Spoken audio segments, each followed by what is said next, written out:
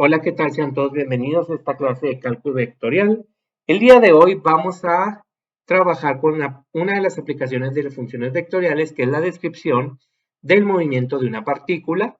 Y aquí vamos a utilizar como herramienta matemática tanto la derivada como la integral de funciones vectoriales. Para comenzar, vamos a poner aquí un plano cartesiano, bueno, un cuadrante de un plano cartesiano, y vamos a poner una curva, la cual esa curva será el modelo de la trayectoria de una partícula. Podemos nosotros poner esta curva, vamos a suponer así, y pues esa curva está compuesta por puntos. Y esos puntos pues son nada más que vectores. Recordemos que una función vectorial es un vector donde sus componentes son variables, entonces por lo tanto el mismo vector va a variar. Por ejemplo, vamos a suponer que este punto que está aquí, está dado por el vector modelo, pero cuando t, vamos a ponerle acá, cuando t vale 1, entonces el vector lo que hace es que adopta esta posición, como lo vemos aquí. Pero al avanzar el parámetro t, que en este caso pues vendría siendo el tiempo, pues entonces mi vector también va a cambiar, va a variar, y entonces ahora el vector sería este de acá. Vamos a poner aquí que este ahora sería el vector, pero cuando t vale 2. De la misma manera, vamos entonces a ponerle acá nuestro tercer punto, que vendría siendo cuando t vale 3. Vamos a modelar, vamos a poner aquí, ¿sí?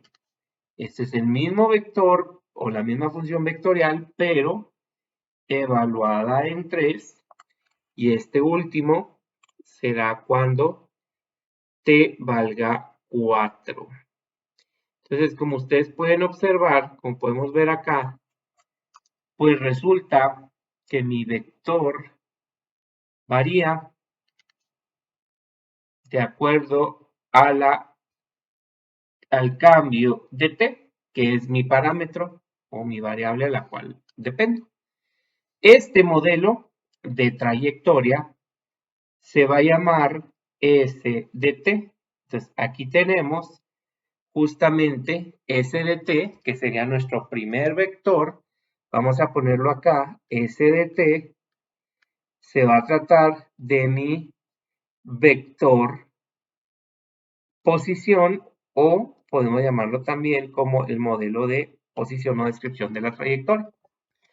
Recordemos que la derivada de una función geométricamente se representa a través de la recta tangente en un punto de una curva.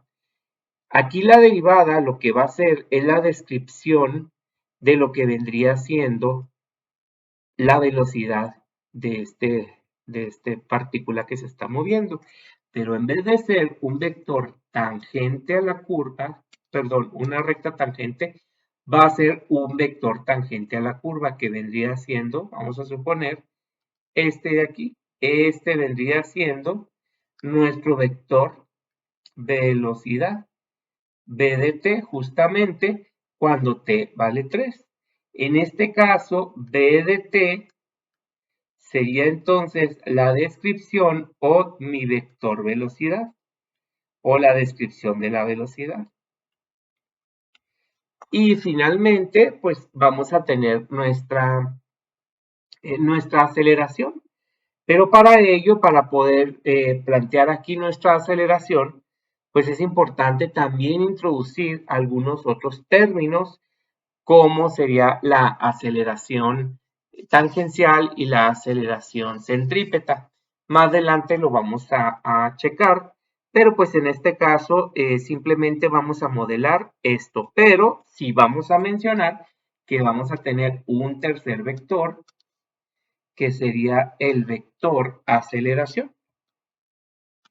Vamos a ponerlo aquí como el vector aceleración. Estos tres vectores van a modelar la posición, la velocidad y la aceleración a través de vectores o de funciones vectoriales. Esto es el vector aceleración. Y matemáticamente, ¿cómo vamos nosotros a obtener estos vectores? Bueno, vamos a recordar lo siguiente. Si nosotros tenemos, vamos a poner de nueva cuenta un cuadrante aquí del plano cartesiano y vamos a recordar un poquito de lo que aprendimos tanto en cálculo diferencial como integral. Y regresando a nuestro primer modelo, vamos a tener un vector que describe la posición con respecto al tiempo, el cual va a modelar una función. ¿De acuerdo? Recordemos que al analizar la razón de cambio en un punto determinado de lo que vendría siendo la posición, recordemos que esa razón de cambio básicamente se refiere a una razón que hay entre la distancia, la cual es s de t, porque estamos describiendo la posición, y el tiempo. Entonces acá vamos a poner aquí que la razón de cambio, vamos a poner aquí que la razón de cambio,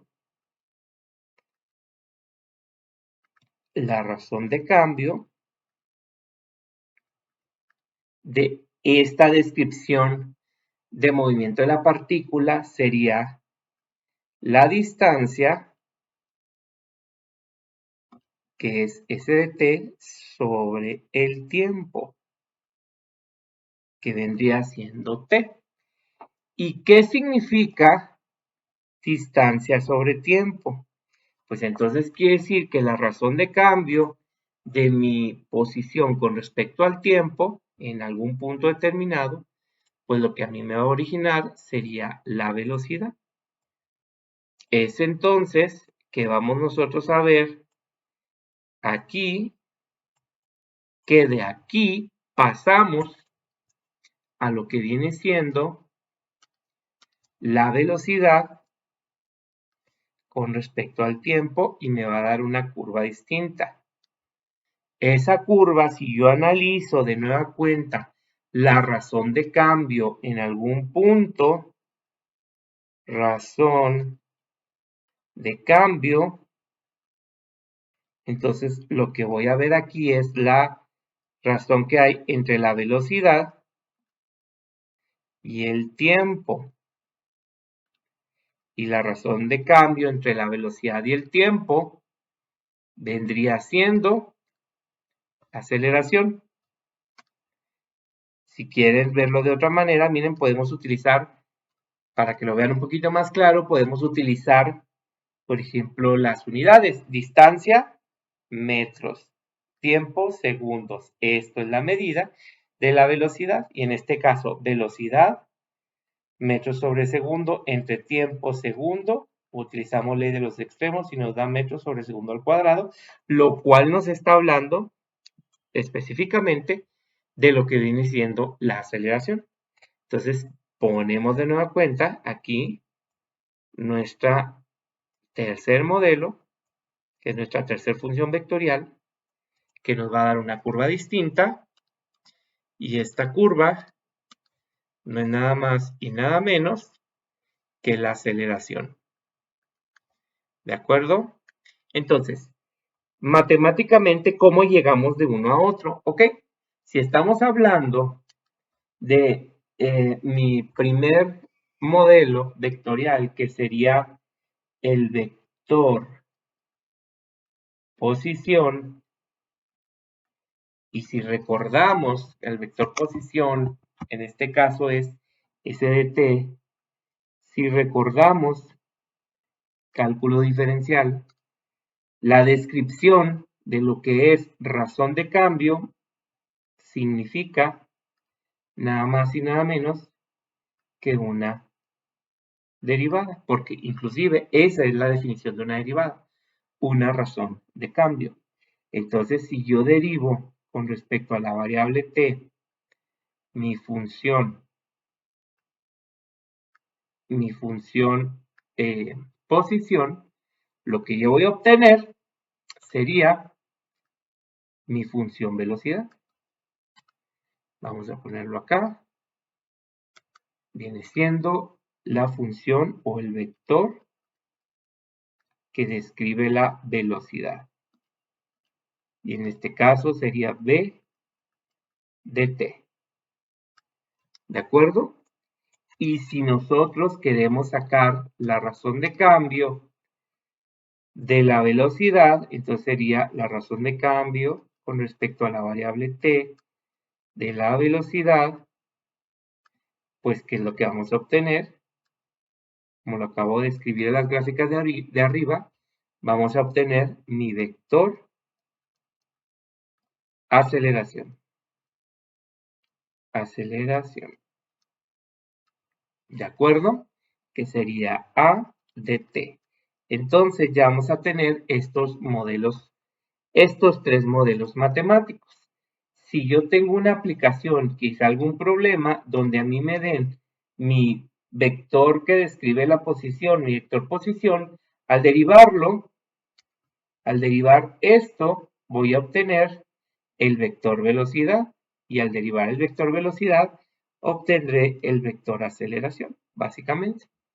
Y en dado caso de que tuviera no el vector posición, sino la velocidad o la aceleración y quisiera obtener velocidad o posición, pues entonces utilizamos la fuerza de la derivada, no es nada más que nuestra integral. Entonces la integral de la función aceleración con respecto al tiempo nos va a llegar a la velocidad. Y de igual manera, la derivada de la función velocidad con respecto al tiempo, vamos a poner aquí velocidad con respecto al tiempo, nos va a llevar a el vector posición. Entonces, estas vendrían siendo nuestras herramientas matemáticas para llegar de posición a velocidad y velocidad a aceleración, o de aceleración a velocidad y de velocidad a posición. Una de las cosas importantes que debemos de observar es qué significa, por ejemplo, los módulos de cada una de estas pues funciones. En este caso, ¿qué sería el módulo de un vector aceleración? Simplemente, al nosotros calcular un módulo, lo que estamos obteniendo es un escalar. Simplemente lo que estaríamos calculando aquí sería la aceleración en ese instante, o lo que podemos llamar también como aceleración instantánea. En el caso de la velocidad, le llamamos velocidad instantánea, la velocidad que hay en ese instante, o también le llamamos rapidez, que no es nada más que la velocidad instantánea. Y en el caso del vector posición, lo que haríamos aquí es que el módulo del vector posición lo que nos va a dar es la distancia, muy importante, la distancia del punto al origen. Mucho cuidado aquí, del punto al origen. Si ustedes ven esta gráfica, por ejemplo, si quiero sacar el módulo del vector cuando t vale 3, es la distancia que hay desde aquí hasta el origen. ¿De acuerdo? Una de las cosas que es importante mencionar aquí en la parte del vector posición, y me voy a poner de nueva cuenta otra gráfica para poder explicarlo, sería lo siguiente.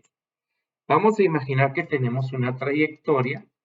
Vamos a imaginar que esta es la trayectoria que se describe y vamos a dos puntos, a este punto y a este otro.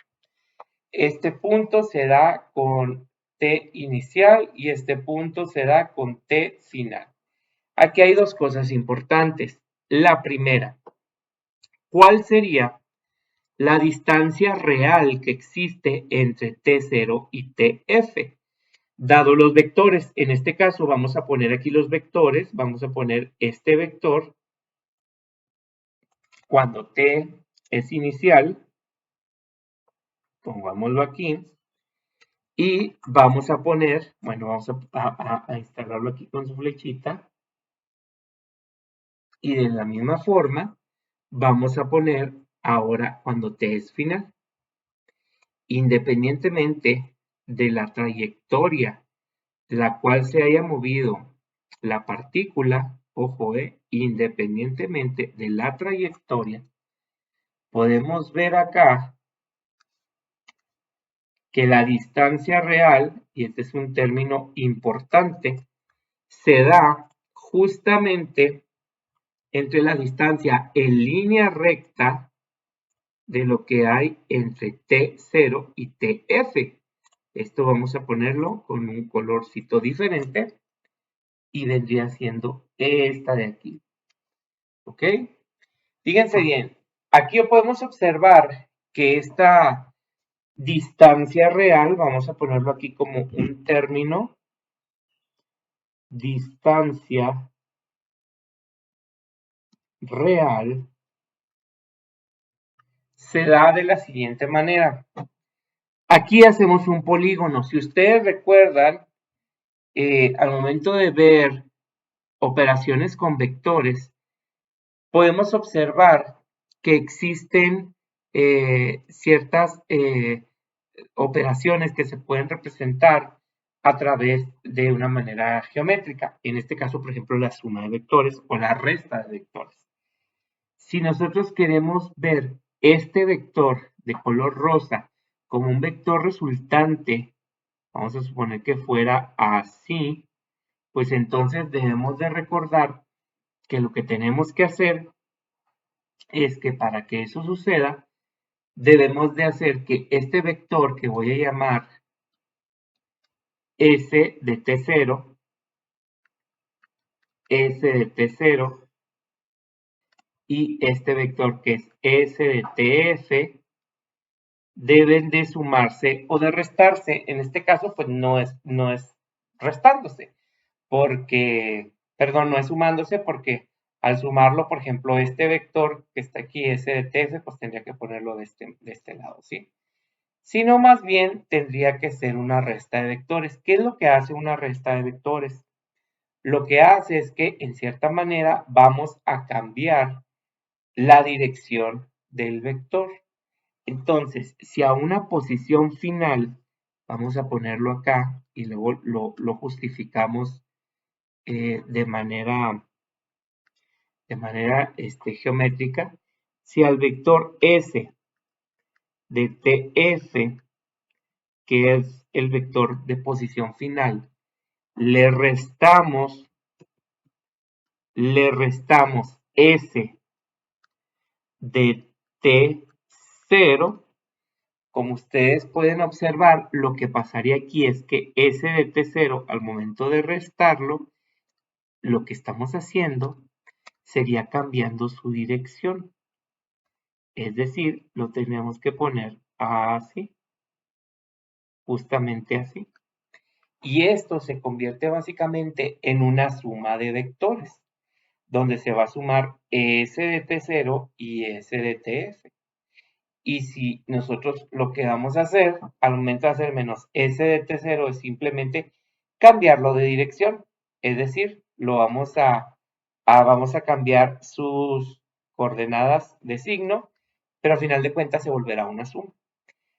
Si hacemos S de T0 más S de TF, pero S de T0 negativo, como podemos observar acá, vamos a ponerle aquí menos, y sumamos este más este, pues el vector resultante va a ser este que está aquí justamente de color rosa, que sería, vamos a poner SR, así le vamos a llamar, vamos a ponerle SR, el vector SR, que sería la distancia real. Pero lo que yo quiero en distancia real no es un vector, sino es una distancia, es decir, lo que queremos vendría siendo un escalar, entonces tenemos que sacarle el módulo. Y esta sería la forma de calcular una distancia real. Si queremos, por otro lado, sacar una distancia que fuera, digamos, recorrida en este caso, el móvil, es decir, esto que está aquí, justamente esta trayectoria que acabo de poner aquí, de esta curvita, por cierto, paramétrica, pues entonces eso le vamos a llamar distancia recorrida, que en este caso es la trayectoria. ¿Y cómo se calcula eso? Como es una curva, entonces tendría que ser a través de una longitud de arco. Es entonces que a través de la longitud de arco podemos calcular eso. Entonces, como fórmulas, ¿qué tenemos? Distancia real. Para poder calcular una distancia real necesitamos sacar el módulo de la resta del vector de la posición final menos el vector de la posición inicial.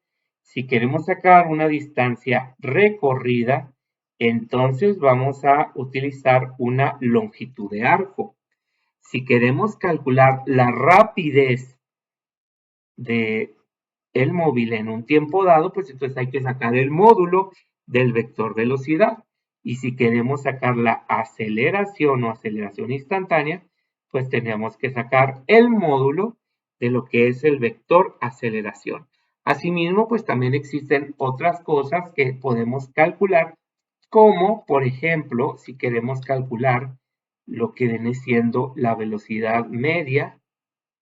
La velocidad media simplemente se daría a través de una velocidad inicial, ¿sí? Una velocidad inicial, pero en módulo, porque sería un escalar más una velocidad final, también en este caso en módulo escalares dividido entre 2. Esa sería otra fórmula, digámoslo de esa manera, para poder hacer el cálculo de algunos parámetros de movimiento e inclusive también hasta podemos sacar incrementos de velocidades, incremento de velocidad o inclusive en vez de, aunque sea incremento, puede ser también que no incremente, sino que al contrario vaya disminuyendo. Bueno, pues ese incremento positivo o negativo